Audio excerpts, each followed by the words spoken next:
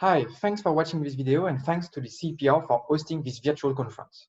This is joint work with Clémence Lenoir from Crest École Polytechnique, and I am Paul Beaumont from Université Paris-Dauphine. I will be joining the finance department at McGill University in August. So in this paper, we explore the role of financing frictions in the formation of a customer base. That is the ability of the firm to attract new customers and to retain existing ones. This is an important topic for firms, as it is estimated that firms spend between 8 and 10% of the proceeds of their sales in advertising and selling. The considerable expenditures involved suggest that companies face significant frictions to match with new customers. Identifying those barriers is critical from a policy perspective, as they dampen firm growth and limit competition intensity, which is why most countries have now programs specifically devoted to help small firms developing their customer base. So, despite the importance of this question, very little is known on the role of financial constraints in the ability of firms to expand their customer base.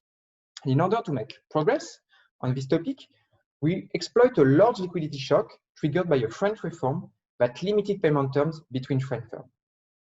By exploiting the ex-ante variation in exposure to the shock using a treatment intensity approach, we can isolate the effect of this shock on export patterns of B2B manufacturing firms. And doing so, we find three things.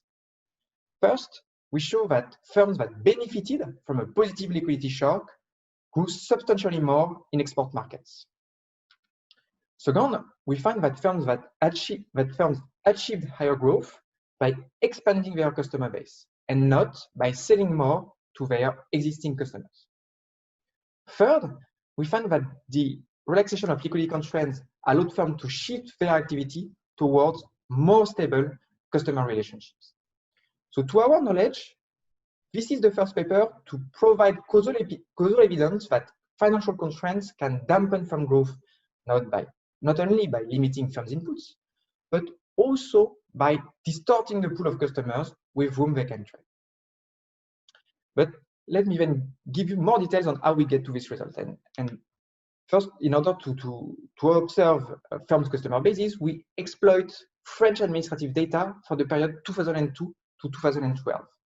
The data combine financial statements for the universe of French firms and customer-level export information. So in our dataset, therefore, we are able to observe every product-level transactions with both the quantity and the price of products exported between French exporters and their customers based in the European Union.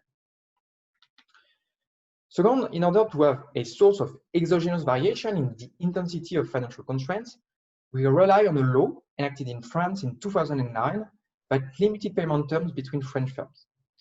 After the reform, French firms had to pay each other within 60 days. The goal that legislator had in mind when designing the policy was to protect small firms from long payment periods imposed by firms with high bargaining power. So on the one hand, the law was a good thing, as payment periods from customers indeed decreased by 3 days on average between 2007 and 2009. 3 days may not seem a lot, but actually it was equivalent to a 9% increase in cash holdings from the pre-reform mean for the representative firm. On the other hand, restricting payment terms may actually have limited the ability of firms to attract new customers, since they are no longer able to offer long payment terms to their customers. For this reason, we focus on the effect of the reform on exports and not domestic sales, as the restriction of payment terms did not apply to international transactions. By focusing on exports, we make sure that our reduced firm estimates capture the effect of the decrease in payment periods in the domestic markets on the ability of firms to attract new international customers. The identification strategy, then, is based on the idea that some sectors were more exposed to the reform than others. Firms operating in a sector in which payment periods were equal to 80 days, for instance, were likely to benefit more from the 60-day rule than firms facing payment periods equal to 65 days.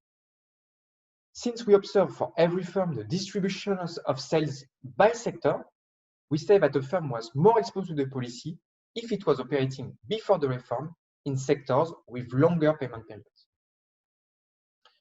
Using this source of variation in exposure, we can then compare the export behavior of firms selling comparable products in the same countries, but that were differentially exposed to the reform, that had different sectoral composition of sales.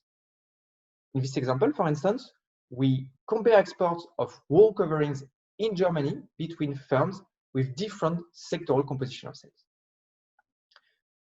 Now, let me give you the detail of our main results. We first check that firms more exposed to the reform experienced larger decreases in payment periods, which translated in larger increases in cash holdings. The reform, in a way, transformed liquidity from cash holdings, from account receivables to cash holdings.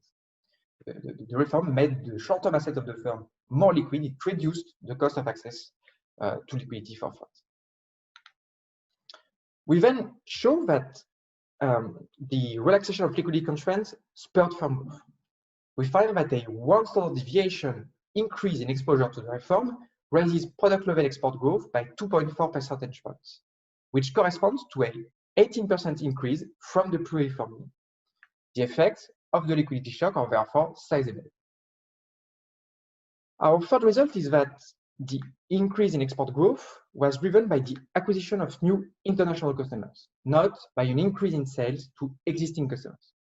This suggests that firms did not acquire new customers by charging lower prices for all customers or by improving product quality, as it would also have triggered an increase in sales to existing customers.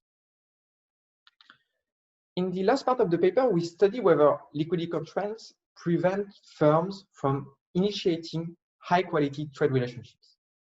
A first way to measure the quality of a relationship is to measure its length.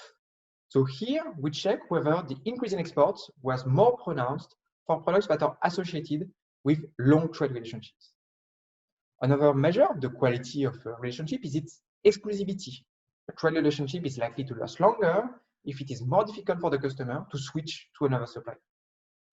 So here we check whether the effects are bigger for customers that were not trading with another French exporter.